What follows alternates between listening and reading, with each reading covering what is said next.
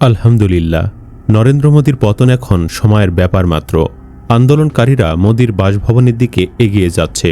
সর্বশেষ খবরে জানা গেছে, নিজের বাসভবন থেকে পালিয়ে নিরাপদ স্থানে অবস্থান করছে উগ্র হিন্দুত্ববাদী নরেন্দ্র মোদী। লাইভে এসে ক্ষমা চেয়েও রক্ষা হচ্ছে না মোদীর। মাত্র কয়েক সপ্তাহ আগেও কেউ কল্পনা করেনি ভারতের রাজপথে এমন দৃশ্য দেখা যাবে। হাজার হাজার শিক্ষার্থী রাস্তায়, পুলিশের সঙ্গে সংঘর্ষ, মেট্রো স্টেশন বন্ধ, সংসদ ঘিরে উত্তেজনা, আর সামাজিক মাধ্যমে ছড়িয়ে পড়ছে একের পর এক বিস্ফোরক দাবি। প্রশ্ন উঠছে, এটা কি শুধু প্রশ্নপত্র ফাঁসের প্রতিবাদ, নাকি মোদী সরকারের বিরুদ্ধে বড় রাজনৈতিক বিস্ফোরণের শুরু? কেন আন্দোলনকারীরা আর শুধু শিক্ষামন্ত্রী পদত্যাগ নয়, সরাসরি সরকারের পতন চাইছেন? সরকার কি পরিস্থিতি সামাল দিতে পারবে, নাকি মোদীর পরিণতিও হাসিনার মতোই হবে? আজকের ভিডিওতে দেখবেন আন্দোলনের নেপথ্যের ঘটনা, ভাইরাল দাবিগুলোর প্রেক্ষাপট এবং কেন এই বিক্ষোভ গোটা ভারত জুড়ে ছড়িয়ে পড়েছে। শেষ পর্যন্ত দেখুন, কারণ শেষের তথ্যটি আপনার ধারণায় বদলে দিতে পারে।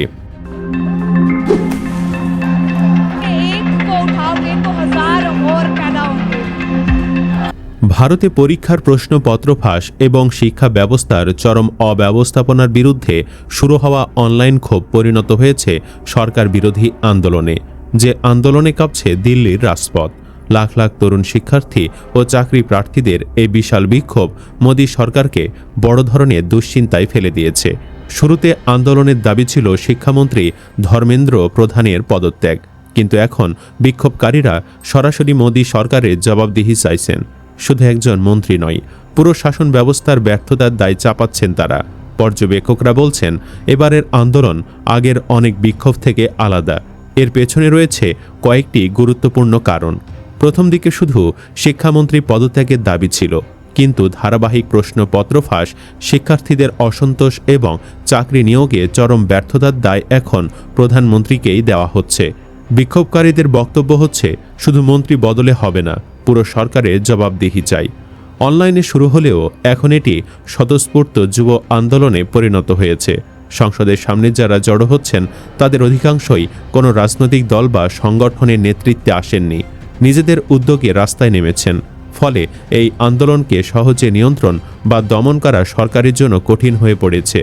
আগের আন্দোলনগুলোতে সরকার প্রায়ই ধর্ম, জাতি বা রাজনৈতিক তকমা দিয়ে বিক্ষোভ ভাগ করে দিত, কিন্তু এবারের আন্দোলন একেবারে বাস্তব সমস্যাকে কেন্দ্র করে গড়ে উঠেছে: চাকরি, পরীক্ষা, শিক্ষা ও ভবিষ্যতের অনিশ্চয়তা।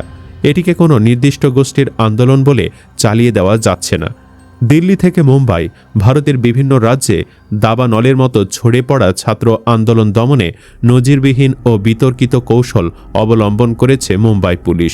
ছাত্র যুবদের টানা বিক্ষোভ ঠেকাতে এখন আর কেবল রাজপথে লাঠিচার্জ বা কাঁদুনে গ্যাসে সীমাবদ্ধ থাকছে না আইনশৃঙ্খলা বাহিনী, বরং সরাসরি তরুণদের বাড়িতে গিয়ে ভয়ভীতি দেখানো এবং হোয়াটসঅ্যাপের মাধ্যমে লাইভ লোকেশন ট্র্যাক করার মতো প্রযুক্তিগত নজরদারির পথ বেছে নেওয়া হয়েছে।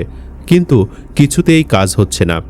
আদালত, সংসদ ও মূলধারার মিডিয়া তাদের সমস্যার সমাধান দিতে পারেনি বলে মনে করছেন অনেকে।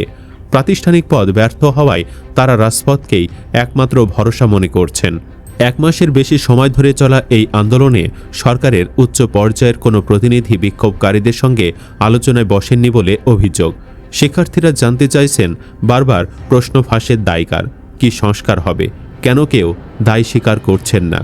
সরকার এখনও নীরবতা, প্রশাসনিক প্রক্রিয়া ও পুলিশি দমনের ওপর ভরসা করছে। ঠিক যে ভুলটা হাসিনা করেছিল, সেই একই পথে হাঁটছে মোদিও। কিন্তু বিশ্লেষকরা বলছেন, এই কৌশল আর কাজ করছে না। হাজার হাজার পুলিশ, নজরদারি, লাঠিচার্জ ও কাঁদানে গ্যাসের মধ্যেও মানুষ ভয় কাটিয়ে রাস্তায় নামছে।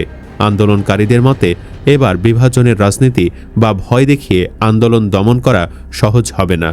পর্যবেক্ষকদের মতে, প্রশ্নপত্র ফাঁসের ঘটনা থেকে শুরু হওয়া এই আন্দোলন এখন শিক্ষা, কর্মসংস্থান ও সরকারি জবাবদিহি নিয়ে বৃহত্তর জন অসন্তোষের প্রতিফলন হয়ে উঠেছে।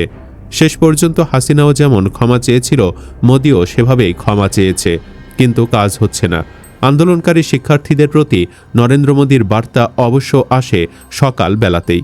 আজ সকাল 9:30 নাগাদ এক্স হ্যান্ডেলে ইংরেজি ও হিন্দিতে লেখা সেই বার্তায় তিনি বলেন, দেশের যুব সম্প্রদায়ের মঙ্গল ও ভবিষ্যতের চেয়ে অন্য কোনো কিছুই গুরুত্বপূর্ণ নয়।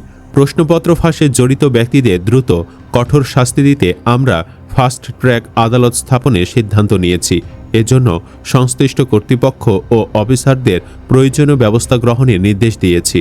শিক্ষার্থীদের স্বার্থ রক্ষায় যেসব পদক্ষেপ নেওয়া হয়েছে এটি তার অন্যতম। যারা আমাদের যুব সম্প্রদায়ের ভবিষ্যৎ নষ্টের চেষ্টা করছে তাদের ছাড় দেওয়া হবে না। প্রধানমন্ত্রীর বার্তার পরপরই প্রতিক্রিয়া জানান কংগ্রেস নেতা রাহুল গান্ধী।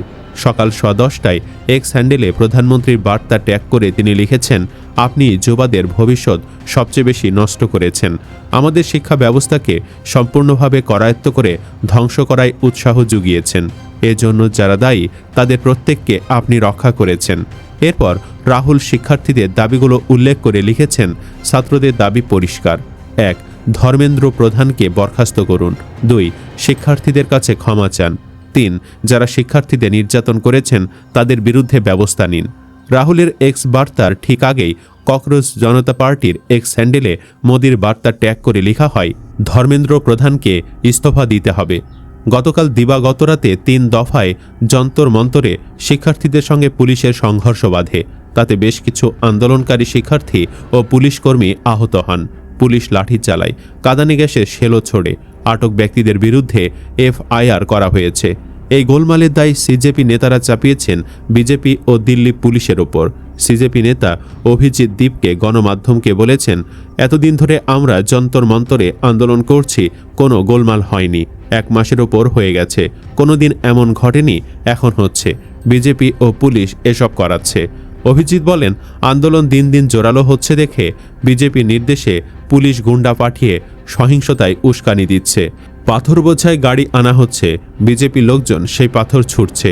তাদের উদ্দেশ্য সিজেপির বদনাম করা। গতকাল বুধবার সারাটা দিন দিল্লি মেট্রোর 16টি স্টেশন সকাল থেকে রাত পর্যন্ত বন্ধ রাখা হয়। আজ বৃহস্পতিবার সকাল থেকেও একই অবস্থা। কনট প্লেস ও তার কাছাকাছি আসা যাওয়া যায় এমন স্টেশনগুলো বন্ধ থাকায় যাত্রীদের পড়তে হচ্ছে প্রবল অসুবিধায়। কোনো কোনো স্টেশনে যাত্রীরা সরকার বিরোধী বিক্ষোভ দেখায়। মেট্রো স্টেশন বন্ধ থাকার বিরুদ্ধে প্রতিবাদ জানিয়ে সুপ্রিম কোর্ট বার অ্যাসোসিয়েশন প্রধান বিচারপতিকে ব্যবস্থা গ্রহণের আর্জি জানিয়েছে। বারের সদস্যদের অভিযোগ, মেট্রো স্টেশন বন্ধ থাকায় বহু আইনজীবী সময়মতো আদালতে হাজির হতে পারছেন না, সবাইকে দুর্ভোগ পোহাতে হচ্ছে। প্রধান বিচারপতি সূর্যকান্ত বিষয়টি বিবেচনার আশ্বাস দিয়েছেন। পরিশেষে বলতে চাই, মোদির আর বাঁচার লাইন নাই।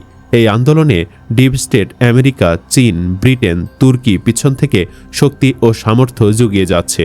মোদির পতন হওয়ার না হওয়ায় বাংলাদেশের বিশেষ কোনো লাভ নেই, বরং মোদির পতন পরবর্তী রাজনৈতিক সুযোগকে কাজে লাগিয়ে তারেক রহমানের উচিত হবে আধুনিক যুদ্ধ বিমানসহ অত্যাধুনিক সামরিক সরঞ্জাম ক্রয় করে সশস্ত্র বাহিনীকে সামরিকভাবে শক্তিশালী করা এবং রোহিঙ্গা সংকট নিরসনে মিয়ানমারকে কঠোর কূটনৈতিক ও কৌশলগত চাপে ফেলা।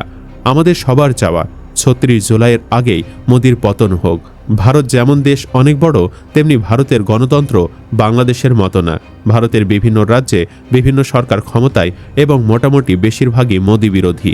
বিজেপি সরকার ভারতের যত শক্তিশালী তার চেয়ে অনেক বেশি শক্তিশালী ছিল বাংলাদেশে আওয়ামী লীগ। পুরো দেশের গ্রিপ ছিল আপার হাতে, তাও টিকতে পারে নাই। মোদির পতন এখন সময়ের খেলা মাত্র। আপা যদি দুলাভাইকে নিয়ে সত্যি সত্যি শ্বশুর বাড়ি চলে আসে, তবে আপ্যায়নের জন্য প্রস্তুত তো আপনারা? কমেন্ট বক্সে জানিয়ে দিন আপনার মতামত। ভিডিও ভালো লাগলে লাইক দিন এবং পরবর্তী আপডেটের জন্য আমাদের সাথেই থাকুন। ধন্যবাদ।